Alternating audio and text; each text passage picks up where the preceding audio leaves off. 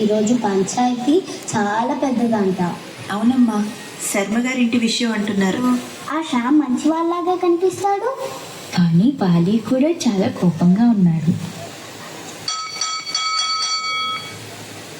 శాంతం శాంతం, ఇప్పుడు పంచాయతీ ప్రారంభమవుతుంది. శ్యామ్, నువ్వే పంచాయతీ కోరావు, ఏం జరిగింది? నిజం చెప్పు. పెద్దలారా, శర్మగారితో కలిసి నేను తీర్థయాత్రకి వెళ్ళాను. ఆయన ఆరోగ్యం బాగాలేకపోయినా ఆయన్ని అన్ని క్షేత్రాలకి తీసుకెళ్ళాను. ఆయన సేవ చేయడమే నాకు కర్తవ్యంగా భావించాను. అది నిజమే, యాత్రలో చాలా మంది చూశారు. చివరిగా బృందావనంలో గోపాలుడి దగ్గర శర్మ గారు తన కూతుర్ని నాకు వివాహం చేస్తాను అని మాటిచ్చారు. శర్మ గారు, ఇది నిజమేనా? అది పూర్తిగా అసత్యం. మా ఆయన వయసులో పెద్దవాడు. ఆ పరిస్థితిని ఉపయోగించుకొని శ్యామ్ మా నాన్న దగ్గర మాట తీసుకున్నాడు.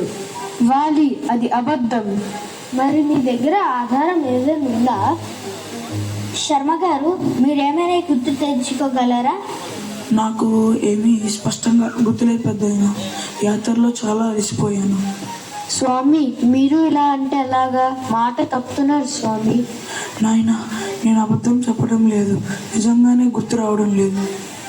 స్వామి, ఇది తప్పు స్వామి. ఇప్పుడు ఏం చేస్తావు శ్యామ్? నీ మాట నిజమని ఎలా నమ్మాలి?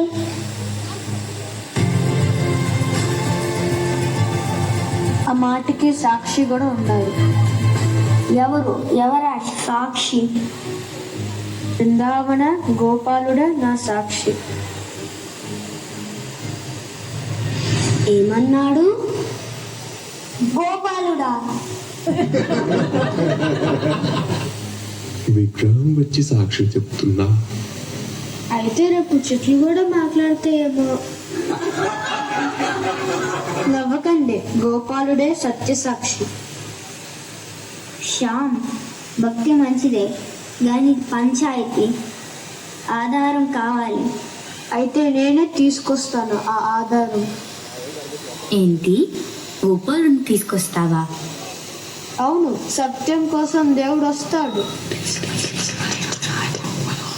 సరే, తీసుకురా చూద్దాం. శర్మ గారు, ఇది మీకు సమ్మతమేనా? శ్యామ్ నిజంగానే గోపాలను తీసుకొస్తే నా కుమార్తెను అతనికి వివాహం చేస్తాను. ఇది నా మాట. బృందావనానికి వెళ్తున్నాను. సత్యాన్ని తీసుకొచ్చే వరకు తిరిగి రాను.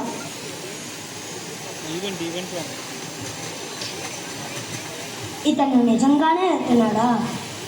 భక్తి మనుషుల్ని ఎంత దూరమైనా తీసుకెళ్ళగలదు.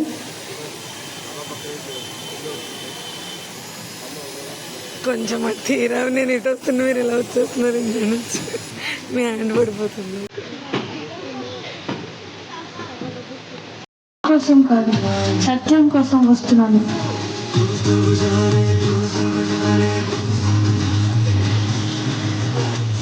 నీ మీద నమ్మకమే నాకు బలం స్వామి.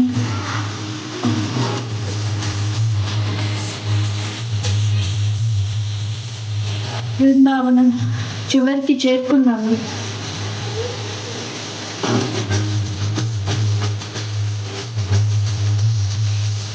గోపాల, నువ్వే నా చివరి ఆశ. సత్యం ఇలా ఓడిపోకూడదు స్వామి.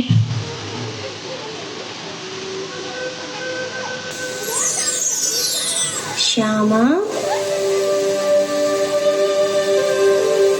స్వామి, నీ భక్తి నన్ను కదిలించింది. సత్యం కోసం నువ్వు చేసిన ప్రయాణం వృధా కాదు.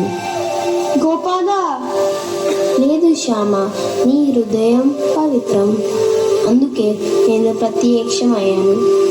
స్వామి, గ్రామస్తుల ముందు నిజం చెప్పాలి. మీరు నాతో రావాలి స్వామి. వస్తాను శ్యామ, నీ గ్రామానికి వచ్చి నేను సాక్ష్యం చెప్తాను. నిజంగా వస్తారా స్వామి? భక్తుడు పిలిస్తే కృష్ణుడు ఎప్పుడైనా కాదంటారా? గోపాల, కానీ ఒక షరతు ఉంది. మీరు ఏదైనా చెప్పండి స్వామి, నేను వింటాను.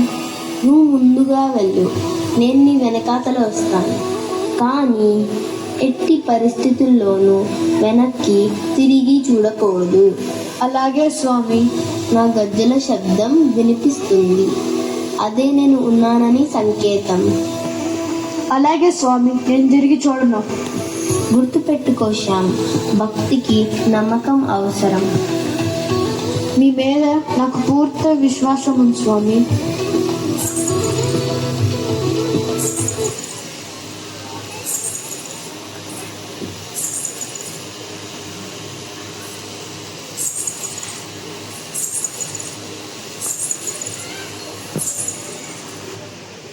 స్వామి, మీ గజ్జల శబ్దం వినిపిస్తుంటే నా భయం అంతా పోతుంది. స్వామి, మీకోసం ప్రసాదం పెట్టాను, దయచేసి గ్రహించండి స్వామి.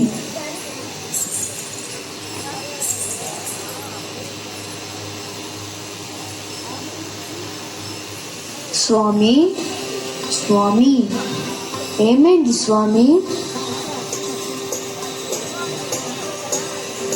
ఏమైందో చూద్దామా? లేదు లేదు, వెనక్కి చూడకూడదు. స్వామికి మాట ఇచ్చాను,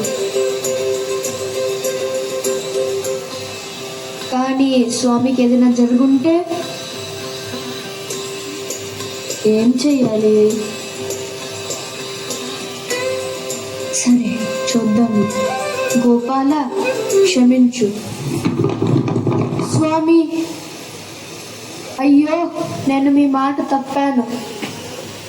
నా వల్ల ఇదంతా అయింది, క్షమించు స్వామి. శ్యామ, బాధపడుతూ నువ్వు వెనక్కి తిరిగి చూసిన క్షణం నేను ఇక్కడ నిలిచిపోయాను. స్వామి, ఇప్పుడు ఏం చేయాలి? నేను ఇక్కడ ఉంటాను, గ్రామస్తులను తీసుకురా, వారి ముందే నేను సాక్ష్యం చెప్తాను. సరే గోపాల. వెళ్ళు శ్యామ, సత్యం గెలవాలి. ఇప్పుడే గ్రామానికి వెళ్తాను స్వామి.